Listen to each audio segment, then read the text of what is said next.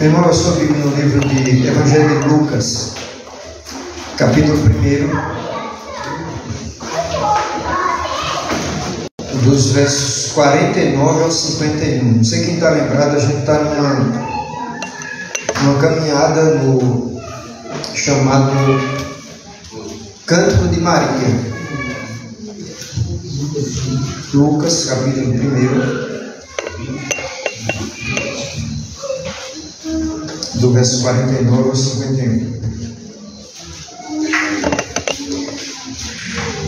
Esse é conhecido como o Magnificat, porque na versão latina, a primeira palavra que aparece aqui nessa chamado Cântico de Maria é Magnificat.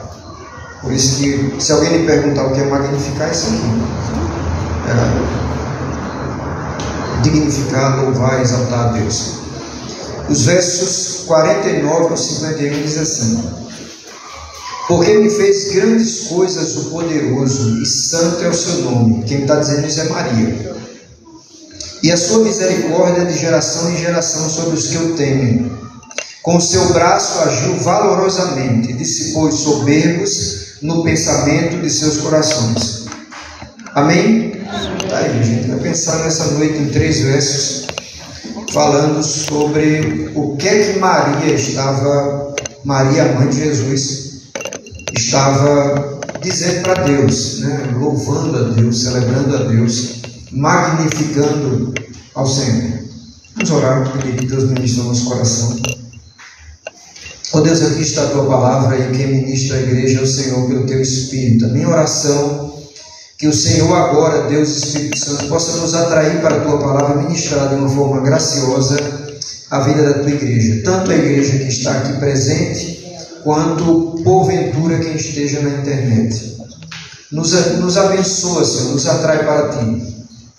Eu de mim mesmo, da minha condição, eu não tenho o que dar, ou teria muito pouco a dar, ou até nada a dar, mas o Senhor é quem ministra, Senhor. Ó Deus, Espírito Santo, ministra a vida da tua igreja, ilumina esse texto, trata conosco, porque se o Senhor iluminar o texto na nossa mente, aí sim a coisa vai ser diferente. A minha oração é essa: ilumina esse texto em nossa mente. Nos abençoa, Senhor, nós oramos em nome de Jesus Cristo. Amém. Meus irmãos, como eu falei, o Cântico de Maria, o livro de Lucas tem essa característica. Se você olhar direitinho, tem pelo menos 3 músicas aí, né? De certa forma, 3 músicas. Você está vendo a Isabel, aí você vê Maria, e depois você vai ver Zacarias também, fazendo, de certa forma, um cântico a Deus. Então, o livro de Lucas tem essa característica, né? E aqui, como eu falei para os irmãos, é o conhecido Magnificat, que é um texto onde, na tradução, a primeira palavra que sai para esse cântico de Maria é magnificar. Dignificar, bendizer, exaltar, louvar, enfim, a Deus. Essa é uma menina, como eu já tinha dito para os irmãos em outros momentos, eu vou continuar dizendo, uma menina entre 12 e 16 anos, que era a idade de Maria aqui nesse texto, uma menina, de certa forma, ainda inexperiente, com a vida ainda toda por vir, né? Ela teve uma vida longa ainda para viver, mas uma pessoa agora, de certa forma, inexperiente, mas uma serva do Senhor prudente. Porque esse texto, quando ela está dizendo, exaltando, glorificando a Deus, cantando essa música, né? É um texto onde é balizado em vários textos da Bíblia. Um deles, o Salmo 111, se a minha mente não me faz esquecer agora. Então é um canto balizado em vários textos do Velho Testamento. Para você fazer uma música balizada em textos do Velho Testamento, você precisa conhecer o Velho Testamento. Então não é uma coisa que chega na hora, né? Não, o Espírito Santo me deu. Meu irmão, o Espírito Santo não dá quem você não conhece. Então você fala, não, o Espírito agora vai me revelar. Como é que ele revela? Você não sabe.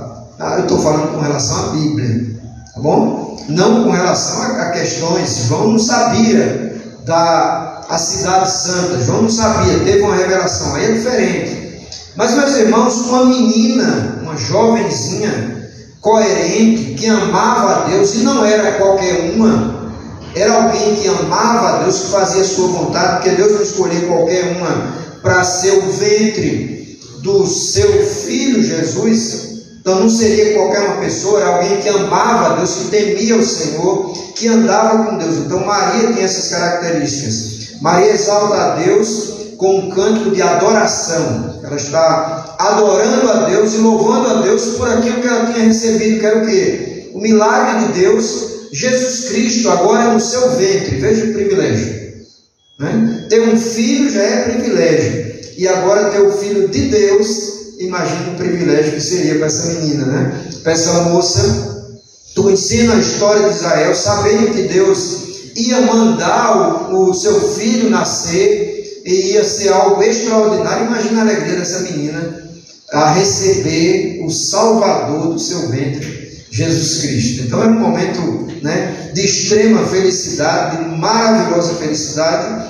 Mas ela diz algumas coisas que nós vamos procurar pensar nessas coisas que ela fala. Quais detalhes nós veremos nesse texto? Primeiro, o verso 49, quando ela diz assim: porque me fez grandes coisas o poderoso, e santo é o seu nome.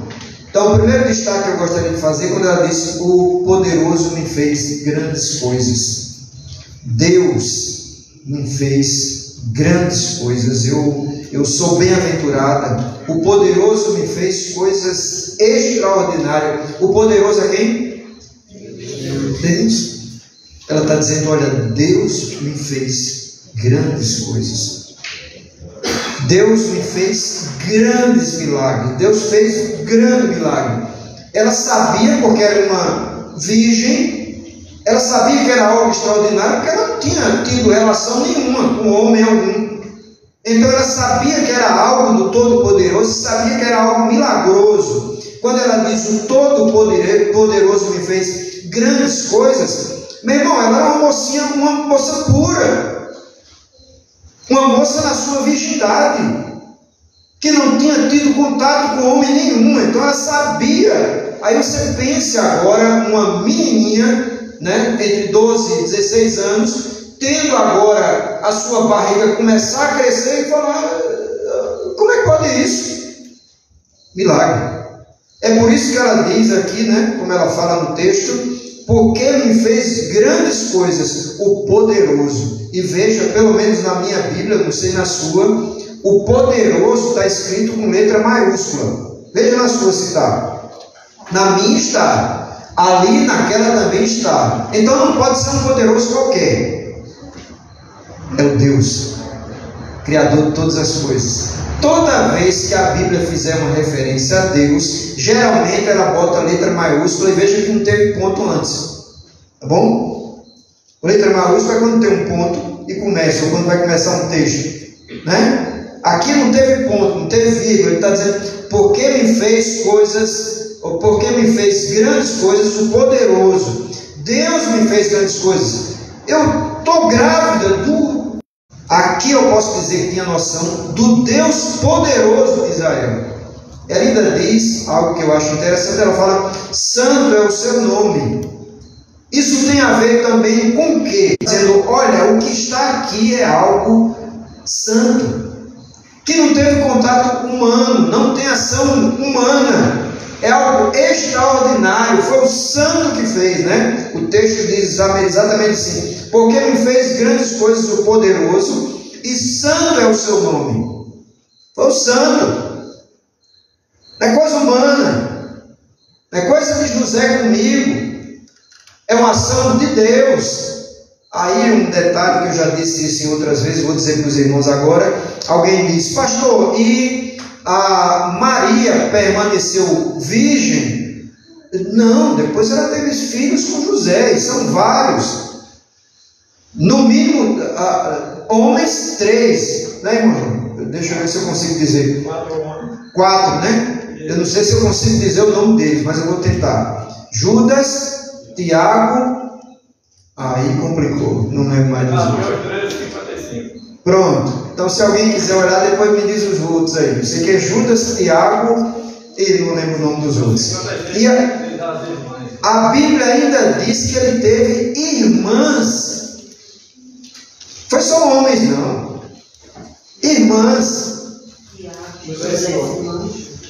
José e Simão, né? Eu não sei se é esse mesmo texto que fala e suas irmãs. Então, meu irmão, está aí. A gente vai lutar contra a Bíblia Sagrada? Não tem como, está aí registrado. Então, Maria, até Jesus, ela de fato era virgem. Depois de Jesus, ela agora vai ter os seus filhos normais da relação Maria e José. Porque o milagre foi só Jesus. Bom? Então, ela diz o santo de Deus, ou Deus é santo, Deus é puro. E essa questão da santidade aqui quer dizer que ninguém se iguala a Ele. Quando a gente fala para os irmãos, eu vou perguntar, mas eu acho que todo mundo já sabe. Meu irmão, você é santo? Você é santo ou não? E para que tu fica fazendo assim, Tiago? Santo no sentido da separação, sim. Agora no sentido da perfeição, só Deus. Esse santo aqui não cabe para a gente, não. Quando diz de Deus, né, ela está falando de Deus, ela diz no verso 49, e santo é o seu nome. Isso quer dizer o quê? Igual a Ele não tem nenhum outro. Então a santidade que nos cabe é a santidade de separarmos das coisas do mundo, de estarmos cada vez mais nos santificando, que não conseguimos chegar perto daquilo que Deus é santo. Deus é perfeitamente santo, é inigualável. Agora nós somos santos, no sentido de que estamos buscando nos separar do mundo e cada vez mais nos entregar para Deus. Então essa moça tem uma cabeça fantástica, uma cabeça maravilhosa no sentido de ser uma serva de Deus. Mas veja o verso 50, a Bíblia diz assim, e a sua misericórdia é de geração em geração sobre os que o temem.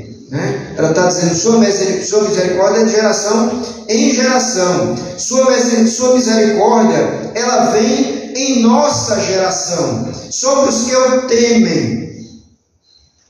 O que é que Maria tinha em mente aqui quando ela fala? Ela era uma judia de verdade.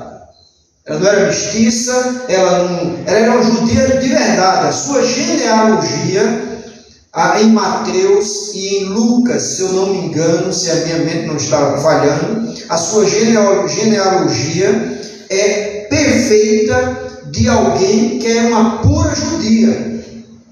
Então, quando ela fala o verso 50, ela está dizendo, e a sua misericórdia de geração em geração sobre os que o temem, ela está lembrando de quem? De quem ela está lembrando? Eu poderia dizer Abraão, Davi e tantos outros da Bíblia.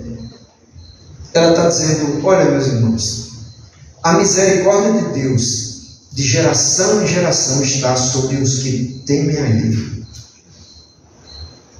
O que tem a ver com a gente? Tem a ver que se tu temer a Deus, as gerações que virão depois serão abençoadas, porque você temeu. Entende? Nós, infelizmente, nós brasileiros não temos uma noção de história, até porque nós não temos, como o judeu tem com Deus. Então, quando o judeu fala: olha, a misericórdia, as misericórdias de Deus estão vindo de geração em geração, ele tem a mente tudo aquilo que Deus fez em todos os seus antepassados. Ele está dizendo: Deus fez isso tudo, através de Abraão, através de Moisés, através de Davi, através de Elias, através de, enfim, quantos personagens bíblicos estão aí. E ela está dizendo com conhecimento de causa, porque o judeu conhecia, meu irmão. O judeu era alguém que se dedicava. Veja, mesmo uma moça sabia da história do seu povo.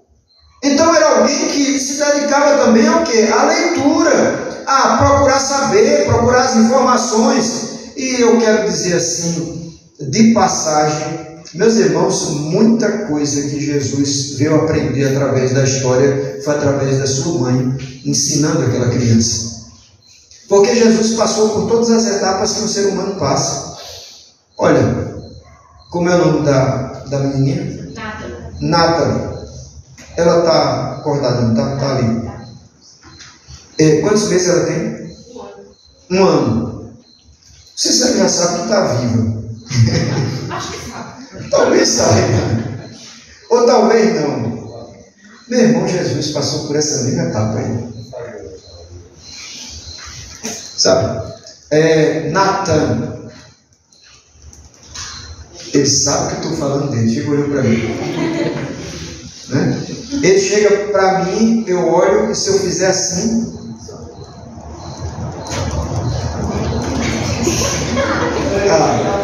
ele não quis fazer agora.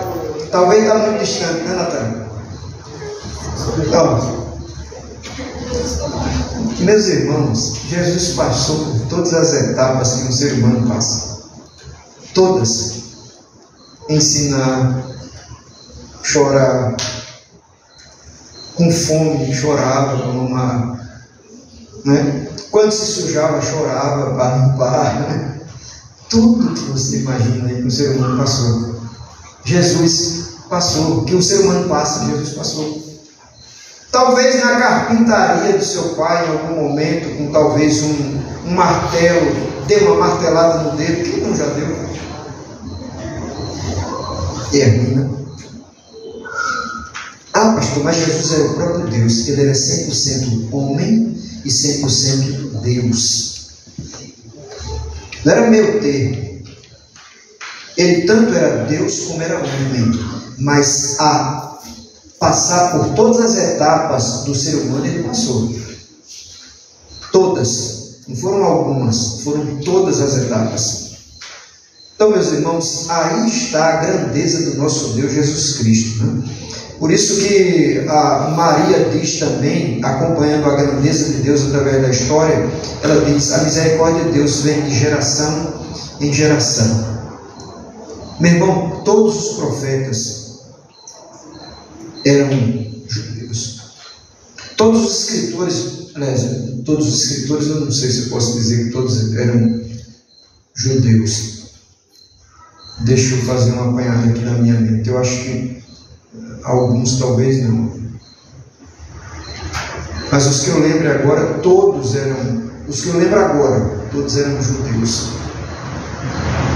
Mas é provável que tenha tido alguns escritores que não eram judeus. Jesus era judeu. Esse povo tem uma história inigualável de intimidade com Deus em toda a história, em toda a vida. Por isso que Maria diz: olha, a misericórdia de Deus vem de geração em geração. Vem de muito tempo. Deus tem tido misericórdia de nós. Deus tem nos acompanhado, tem nos abençoado, tem suprido nossas necessidades, tem nos feito vencedor, né? E nós poderíamos destacar alguns personagens da história. Eu quero destacar apenas Davi, aquele menininho que vê um gigante, isso há muitos anos atrás, antes de Maria, vê um gigante chacotando dos judeus, porque naquela época a guerra era desse jeito, não era de tiro, de bala, era de brigar com espada e com escudo. Essa era a guerra. Então está lá o judeu perturbando os israelitas de manhã, de tarde, de noite, chacotando os israelitas. Imagine você de manhã acordando, o povo acordando, com um cabra grande dizendo: não tem homem aí não. A pessoa? Nesse exército aí, não tem nenhum macho que possa me enfrentar. É claro que eu estou falando como paraibano e brasileiro, mas era por aí. Quem dos homens de vocês aí? Nenhum pode me enfrentar. Vocês são os fracotes. Aí um gurizinho, entre mais ou menos, né, devia ter entre 14 a 17 anos, talvez, por aí, escuta, inquieta-se e diz: eu vou contra esse gigante. E os irmãos sabem de toda a história, né? O rei vê, pega a armadura dele, coloca em Davi. A Bíblia diz que Davi não podia nem andar. Não sabe disso. Aí Davi bota a armadura lá, vai num riacho, num lugar, pega, eu acho que são 5 seixos, né? 5? Eu atrapalho às vezes com 3, mas são 5, né? 5. Agora, quantos ele precisou para matar o gigante? Só um. Alguém pode dizer: pastor, uma pedra pode matar alguém? Eu conheço gente que morreu por causa de uma pedra. Não, vou dizer que eu conheço gente que morreu por causa de uma pedra. Uma menina na Brasil para Cristo, é porque a Gilberta não está aqui, ela está na primeira igreja, que foi para aquele estudo, né? Foram para isso há muitos anos atrás, acho que quase ninguém vai lembrar, talvez ninguém lembre disso, que aconteceu há muitos anos atrás. Elas foram para outra cidade aí, de caminhão, naquela época podia. Todo mundo da igreja no caminhão. E quando vinha, alguém jogou uma pedra, bate na cabeça daquela criança, e que pena! Creio que só era aquela criança da casa. Imagina o trauma para aquela igreja. Aqui é Brasil para Cristo, lá do Monte, acho que é Monte Santo. Eu fui perto da Feira da Prata ali. É o Monte Santo aqui? Bela Vista, é Bela Vista. Eles vinham no caminhão e aquela menininha agora dobra a cabeça e fica lá quieta, e alguém bota a mão na cabeça dela, a cabeça cheia de sangue. E aí ela morreu. Calma, belezinha.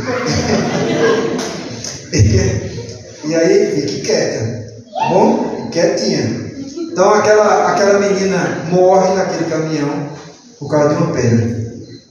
Há poucos dias, alguns meses ou alguns anos, eu assisti uma reportagem de um cara fazendo uma pesquisa. Será que uma pedra pode matar? Atirada através de uma funda? Fizeram aquela experiência científica. E é real o que eu estou dizendo para você. Se você botar na internet, eu acho que é no YouTube, bota lá, uma pedra com funda pode matar? Fizeram essa experiência. E o cara pegou a pedra, um atleta, ele atirava com uma funda, ele fez aquela jogada, lançou e fizeram a medida daquela pedra, na velocidade que ela ia e a força que ela podia bater ali, tá? E o que aconteceu? Aquela velocidade, aquela força que ia, chegaram à conclusão que arrebentaria o crânio de uma pessoa.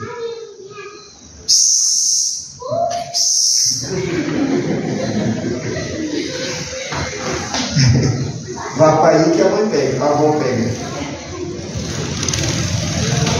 Maria está dizendo: olha, meus irmãos, a misericórdia de Deus é de geração em geração com aqueles que o temem. Deus pode fazer grandes coisas em famílias que passam a temer a Ele. Seus filhos, sua descendência, sua história pode ser abençoada se você temer a Deus. O ponto é: tem que temer. De verdade. Vamos finalizar. Veja o verso 51. Com o seu braço agiu valorosamente, dissipou os soberbos no pensamento de seus corações. O que ela está dizendo nesse texto? A ideia de braço é poder, né? Quando ele fala, com o seu braço agiu valorosamente, dissipou os soberbos de pensamento de seus corações. Meus irmãos, agiu valorosamente, dissipou os soberbos. O que ela está querendo dizer? Nós podemos confabular aqui pensando, ela está dizendo que Deus mandou alguém que alguns esperavam de uma maneira e ele vem de outra. Dissipou o pensamento dos homens. Israel, boa parte dos israelitas não entenderam a mensagem. E achava, os discípulos praticamente todos, ou todos, que estavam com Jesus, pensavam que Jesus seria um rei político.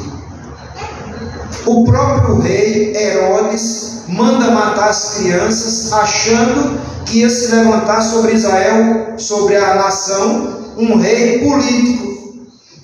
E não tem nada de político. O reino de Deus, meu irmão, não é através de armas, não é através de guerras, não é através da política, é através de vidas transformadas. Esse é o reino de Deus. Por isso que muitos são, confrontados. Mas como é que Deus, Jesus Cristo é o próprio Deus, Jesus Cristo é o rei dos judeus? Que braço valoroso é esse? Que braço poderoso é esse? Meu irmão, o maior poder é a transformação de vidas humanas. O maior poder não é curar alguém de alguma enfermidade. Não é curar de AIDS, de câncer, de seja lá o que for. O maior poder de Deus não é esse. O maior poder de Deus é transformar a vida humana. Esse é o maior poder de Deus. Cabe era ruim que doía, e Deus transforma a sua vida. É Deus que faz isso. Só Deus pode fazer isso, meu irmão. Esse é o maior milagre que existe na história. Deus transformando vidas humanas, gente ruim às vezes, e que são transformados pelo poder do Espírito Santo. E Deus ainda está agindo assim, ainda vai continuar agindo assim, né? Teve muitos cabras ruins que foram transformados por Jesus através da história. Eu já disse isso para você várias vezes com relação a um amigo meu que ele era viciado em drogas, e na época existia aquelas câmeras que tinha filme, aquele filme, eu não lembro nem o nome daquele filme, 36 poses, 12 poses, 24 poses, não sei se alguém lembra. A gurizada não lembra não, mas quem é mais velho lembra. Aí você abria a máquina para botar o filme. O que o meu conhecido fazia? Ele botava maconha ali dentro da máquina, para a mãe não saber que ele usava. Câmera ruim. E Jesus transformou aquela vida. Ele entregou a vida a Jesus. Ele morreu como um pastor. Já pensou? Aquele que veio de missões não era peça boa também. E Deus transformou a sua vida. Meu irmão, o maior milagre é Deus transformar a vida das pessoas. Era tão ruim e agora passa a ser uma pessoa tão boa. Veja a Bíblia. Olha a Bíblia. Veja gente aí. Por exemplo, um exemplo radical da Bíblia. O endemoniado gadareno. Você lembra desse exemplo? A Bíblia diz que esse cara vivia nos sepulcros. Provavelmente se alimentava também de defuntos. A Bíblia diz que ele tinha sido amarrado com corrente várias vezes e se soltava, quebrava as correntes. Meu irmão, isso não é poder humano, não. Isso é coisa de homem. Aí Jesus chega para aquele cara, abençoa, e depois a Bíblia diz que ele estava aos pés de Jesus como discípulo. E ele disse para Jesus: Senhor, me deixe contigo. A Jesus disse para ele, não sei se irmãos lembram do texto. Não, você não vai comigo. Você vai, eu vou parafrasear o texto. Você vai testemunhar aos teus familiares. Você vai para a tua terra. Meu irmão, se nós queremos milagres de Deus, nós precisamos ser crentes, primeiramente, dentro de casa. Não adianta querer milagre de Deus, querer coisas grandes de Deus, se não somos crentes dentro da nossa casa. Se eu não sou controlado, transformado pelo Espírito Santo dentro da minha casa, se eu estou qualquer coisa brigando, fazendo confusão, contendo e tudo mais, mas depois chego na igreja, até a postura muda. Não pode. Não pode. Ser crente tem que ser dentro da igreja e fora dela. Alguém diz, né? Eu ainda digo o contrário. Alguém fala que o lugar mais difícil de ser crente é na igreja. Eu acho que não. O lugar mais difícil de ser crente, meu irmão, é nos dois cantos, na nossa casa e na nossa igreja. Porque na igreja a gente pode fingir. Sabe, Michael fez uma coisa que eu não gostava. Aí eu olho para Michael e falo: tudo bem. Mas o coração está dizendo: vou te matar. A Bíblia diz que eu já pequei, já matei ele, só pensando. Aí estamos em casa, alguém derruba um copo de suco, a gente fala 1001 palavras. E se fosse um visitante na minha casa derrubasse um copo de suco, a gente fala: tem nada não, meu irmão. Eu limpo. Agora com o povo de casa a gente diz tanta coisa. Meu irmão, o primeiro lugar que a gente tem que ser crente é dentro de casa. Aí Maria diz: olha, o braço do Senhor é poderoso, ele dissipou soberbos. Se eu quero a bênção do Senhor para a minha vida, eu tenho que ser crente primeiramente dentro de casa. Se você quer Deus agindo poderosamente na tua vida, tem que ser crente, meu irmão, primeiramente dentro de casa. Lembra o que José fez? Não estou falando mais de Maria não, eu vou falar de José, e a gente encerra. Lembra o que José fez? Quando José soube que Maria estava grávida, ele intentou deixar ela, porque seria a melhor coisa para se fazer. Ele amava Maria. Intentou deixar. O Espírito Santo de noite vem a ele e fala: José, não se preocupa, está tudo certo. É uma ação miraculosa, milagrosa de Deus. José agora se enquadra e tem uma vida com Maria, tem filhos com Maria depois de Jesus. Meus irmãos, se eu quero a bênção de Deus, eu tenho que ser crente primeiramente dentro de casa. Não adianta amar o Senhor, orar ao Senhor, louvar a Deus na igreja e em casa esquecer que somos cristãos. Isso é para todos nós. Para eu que sou marido, sou pai, para os que estão aqui que são filhos, meu irmão, ou a gente se enquadra naquilo que a Bíblia diz, ou nós estamos fingindo que somos cristãos. Porque é lá dentro de casa que é refletido se eu sou crente ou não. O pessoal de casa sabe se eu sou crente ou não. Ou, eu não digo nem crente, se eu sou transformado ou trabalhado pelo Espírito Santo ou não. O pessoal de casa sabe. E a gente tem que viver como cristãos. Aqui tem uma serva de Deus fiel. Esse é o canto de Maria. Deus nos abençoe. Fique de pé comigo. Vamos encerrar, vamos orar. Ter um restante de semana tranquilo. E Deus nos ajude a sermos fiéis até a morte, sermos crentes dentro da nossa casa também. Ser crente na igreja às vezes é muito fácil. Eu tenho que ser crente lá em casa, quando ninguém está vendo, ou quando ser inquietado no teu coração, para dizer um monte de besteira, você não diz e pede graça a Deus e pede Deus para controlar sua língua e sua mente. É ali que nós somos provados se somos crentes ou não, ou se somos trabalhados pelo Espírito Santo ou não. Ore comigo. Deus te abençoe e tenha uma semana feliz. Muito obrigado, Senhor, pela bênção dessa noite. Obrigado, Deus, por olhar para uma menina que te amava e fez uma música em adoração ao Senhor, celebrando, dizendo que o Senhor abençoa-nos de geração em geração quando a gente te teme de verdade, dizendo que o Senhor é todo poderoso, que o Senhor é santo, e santo como o Senhor não existe. Que menina para te conhecer, Senhor. É por isso que está registrado também pela sua própria boca que ela seria bem-aventurada, alguém feliz, e que a gente poderia falar dela porque ela não era fingida, ela era verdadeira.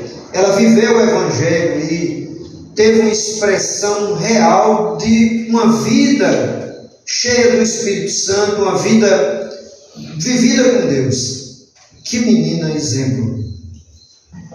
Quantos exemplos maravilhosos nós temos na Bíblia. Nos ensina, Deus, a copiar os exemplos maravilhosos. Os exemplos que não são bons, que não prestam, que a gente deixa de lado. Mas os exemplos que são maravilhosos, como de Maria, de Esther, de Ana e tantos outros, nos ensina a copiar. Obrigado, despede-nos em paz, dá-nos uma semana feliz. Todos, indistintamente, sejam abençoados pelo Senhor. Sejamos agora, ó Deus, dispensados em paz e possamos ir na tranquilidade e na paz para os nossos lares. Obrigado por esse momento. Abençoa quem precisa de algo na vida, de suprimento, de bênção, de milagres. Abençoa todos nós, Senhor. Abençoa a nossa igreja, os irmãos que estão enfermos. Visita todos os meus irmãos e vem restaurando, Deus, sua saúde, sua vida, sua esperança. Todos os meus irmãos sejam abençoados. Nos ensina a confiar no Senhor e a entender que a nossa história é mudada quando eu tenho um encontro real com Jesus. Nos ensina e nos faz de fato ter um encontro real com o Senhor. Cada dia, cada momento. Tivemos um encontro que marcou a nossa vida, transformou a nossa vida, mudou a nossa história. Mas nós precisamos ter outros encontros com o Senhor no decorrer da nossa vida, para que o Senhor mude aquilo que precisa ser mudado, transforme aquilo que precisa ser transformado. Leva-nos em paz, dá-nos um restante de semana feliz, perdoa os nossos pecados e nos ajuda a sermos aquilo que o Senhor espera sermos.